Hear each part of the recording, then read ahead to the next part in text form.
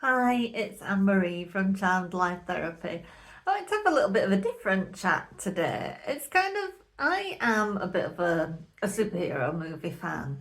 I guess a Marvel fan. I'm not a comic book person, not an expert, I guess, or I don't class myself as an expert. But you know what I mean, right from being a tiny kid, superhero stuff has interested me. You know, Tobey Maguire was my Spider-Man, all of that kind of thing. And I've watched, all of the X-Men and that kind of thing. I've watched most of the MCU, I think. There's one or two of the more recent ones I haven't.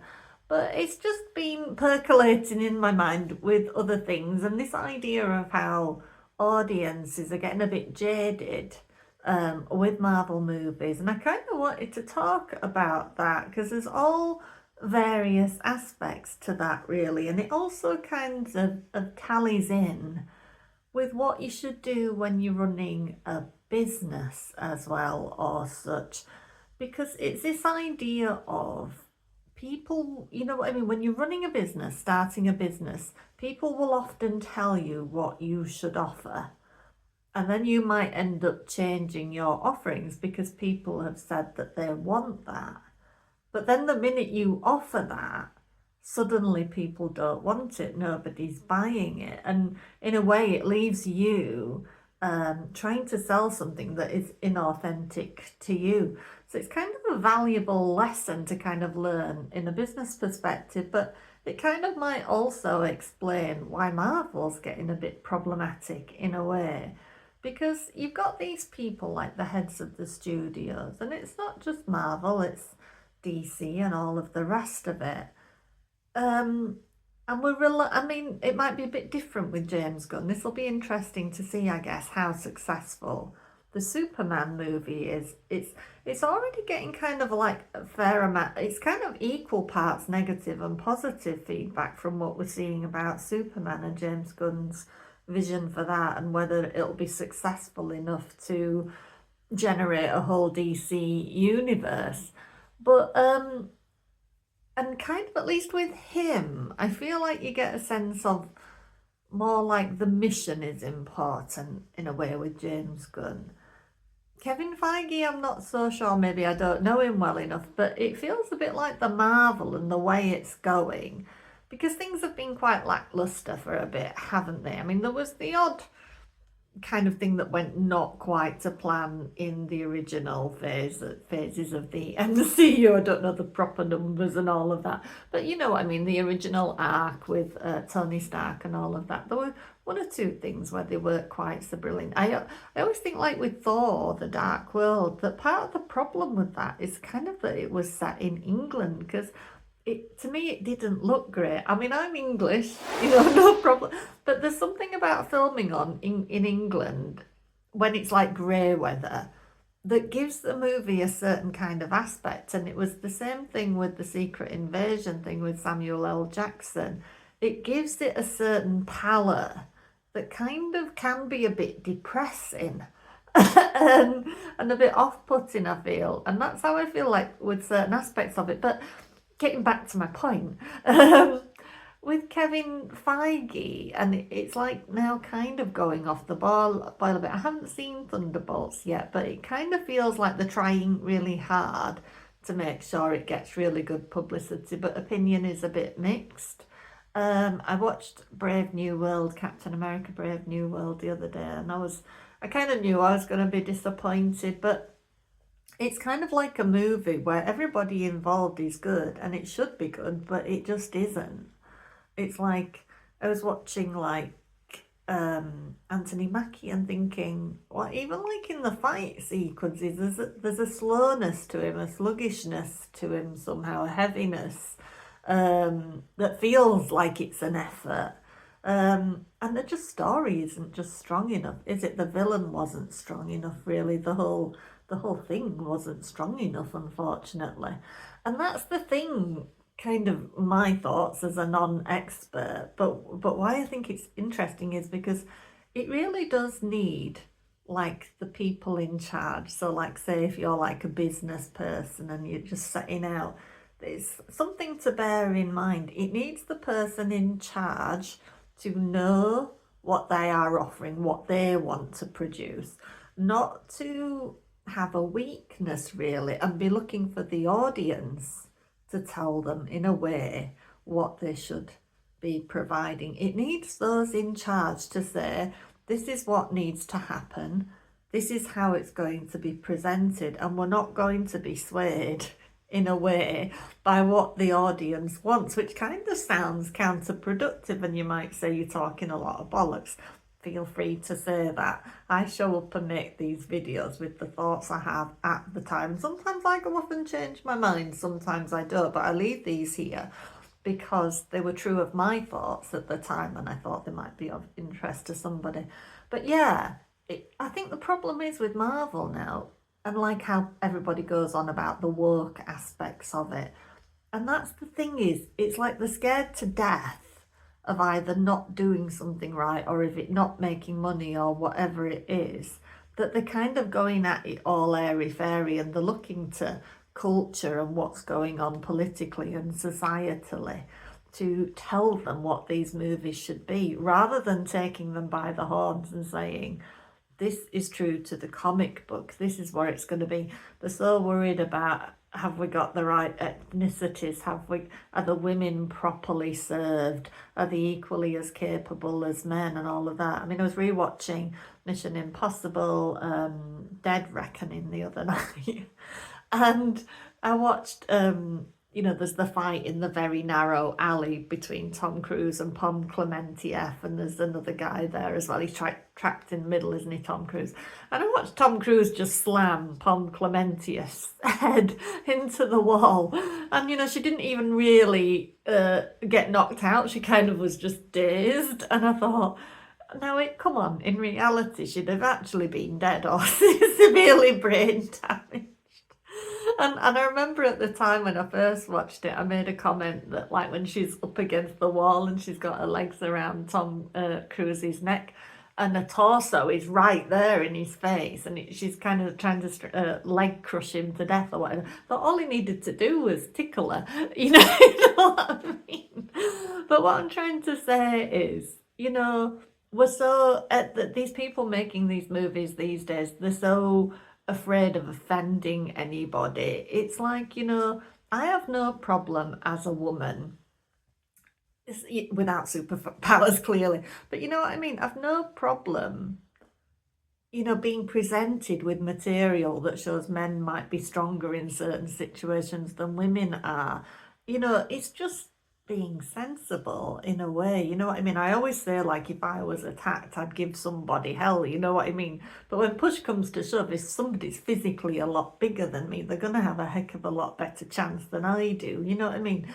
But it's that thing of, they're so worried about the optics of things now, aren't they? These people making the movies and covering all the bases and not offending, and not it all being a certain way and not being all male driven. But the thing is, when I go to a movie, I'm far more interested in what the male characters are doing than the female people. I must admit, I don't know I just am. I'm not offended by if women are slightly maybe downplayed, and I know some people are going to say that's the wrong thing to be thinking, but I mean, Scarlett Johansson was great as Black Widow and all of that. I'm not downplaying that, but you know what I mean?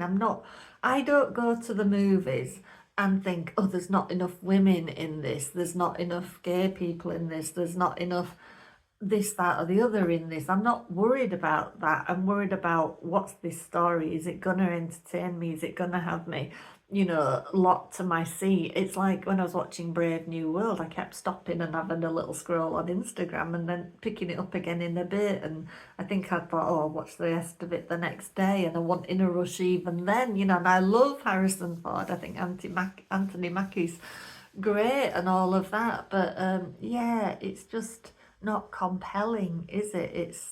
It's kind of got wishy-washy, which is a shame, because they have got great actors involved and there's a lot of potential there. And the comic book stories certainly seem to have the stories involved. But when the pictures of Fantastic Four first started coming out, and one of the first things is that it seems like Johnny Storm is going to be a bit more of a feminist than he is, and it's like, oh no. And then it's like Reed Richards is, it's sort of like taking a back seat to Sue Storm, and it's like, okay. You see, the thing is, when you empower women, you don't need to disempower men. That's not the only way to empower women, but that is what they seem to do. Um, and that's kind of what it's lacking, isn't it? Because there are male roles and there are female roles. Both serve a purpose, both have the strengths and weaknesses. So to make a woman powerful, you don't need to make a man not powerful. He's still going to need her at certain points, and she's still going to need him at certain points. And it doesn't serve anything to make one side weaker. But yet that is what seems to happen. Or people need to be gender fluid now just in case, and all of that. And it's like doing the stories a disservice. It's wrecking what is the source material, really, and you're coming out with quite a vapid movie that doesn't commit to anything really because it's afraid to. And that's kind of how it is, you know, when you're building a business, and what these people running Marvel and DC and all of this need to go back to really is not being afraid to make a stir really, and to say, this is what I'm offering. You know, if you like it, you're going to come see it, you're going to enjoy it, you're going to get what you want. Not to try and cover. It's like they're trying to cover the whole world with what they produce, but the whole world isn't going to come see it. So you might as well serve the people who really want to see it, who are going to get passionate about it, because that way you will get your money back and you'll make a profit. Whereas if you make something wish-wash that you're trying to target to the whole world, then you're not even going to get the core people that really want to buy it and buy into it and watch and come 10 times to see it in the big screen because it matters on the big screen. That's the problem, isn't it, really, that they're trying to serve the whole world rather than who are their dream client or their soul client, if you like. And it is the same in business. If you let like everybody, like your auntie, your mother, your sister, your cousin Fifi, say you should offer this, and if you offer this, I'll have it, and I know my friend so and so will have it, and I bet this person would have it. If you do that, if you base your entire business around that, then what happens is nobody comes. You know, because it's not you. You're not selling you. You're not selling what you have to offer. You're saying what somebody else's opinion told you to offer. I've made that mistake in the past. I've had, I had a client saying, oh, I'd pay just to talk to you, after they'd had a session with me, like just like for advice and stuff like that. So I thought, oh, well, that sounds like a good option. I'll make a facility where you can just book to chat to me about almost like a little coaching call. Did she ever book it? No.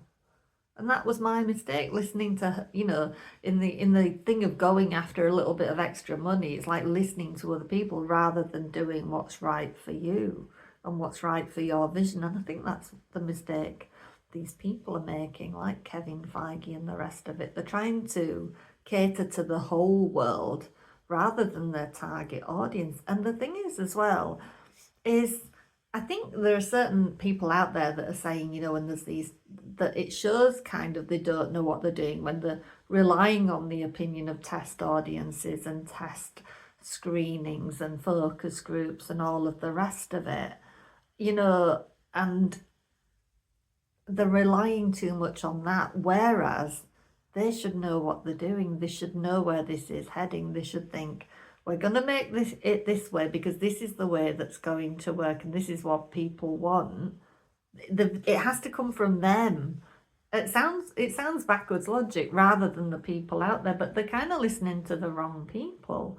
They kind of need to pull all the actual core fan group in if they're going to do anything. I think they just try to do it to a cross section of humanity by the sounds of it, and that's why it's not working and why you've got, I like Pedro Pascal, but there's no two ways about it. We're getting a bit tired of him because he's a bit across too much, and he's kind of everyman rather than a Reed Richards or a leading man, you know, I don't think of it. When they were first announcing the casting and the look of Fantastic Four, I was like, oof, I don't fancy this. Because it looks like it's set in the 60s, doesn't it? It was like the colouring that they've gone for, the whole blue and white theme, and you know, I just thought, oh, it just feels like edgeless. It feels like there's no edge to it whatsoever. And it's not surprised me that we're hearing back, like from these early screenings, these hidden screenings, that it seems like the bad guy, Galacticus, is the one that's actually saving the movie. Like because when he comes into it, there's a real threat of sense and of peril and all of that. And the effects don't look very good either, do they? What we've seen so far, I guess they'll get cleaned up in the meantime. But to me, I look at it, and it's like, even like Joseph Quinn, who I really liked in Stranger Things, when you look at him with his blonde hair, and especially if they're kind of making him not so much a prick as he was, if you want to call it that, as he should be. It's like he gets wishy-washy, doesn't he? And a bit like gender fluid if they kind of do that to him. And it's like, where's the strong?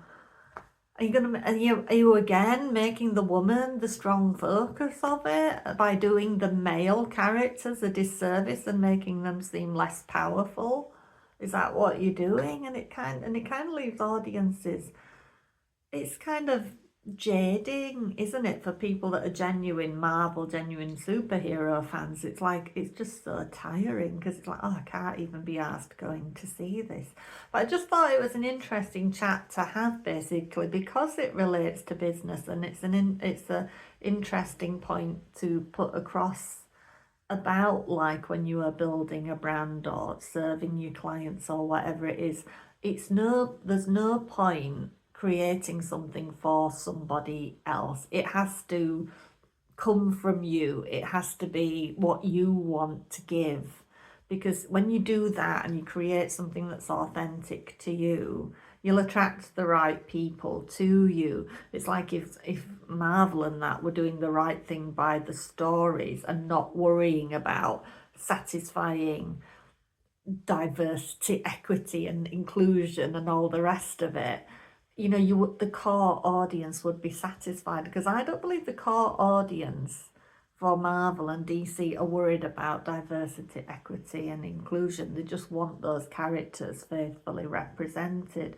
You know, we've just had, I mean, this with Doctor Who, where you've got a really good actor like Ncuti Gatwa, but for a lot of people, Doctor Who has gone way too woke, and it's way too non-binary and all of the rest of it, and it's kind of done the character a disservice, because Doctor Who is always like that a little bit anyway, but kind of forcing it down people's throats has not served the core audience, you know?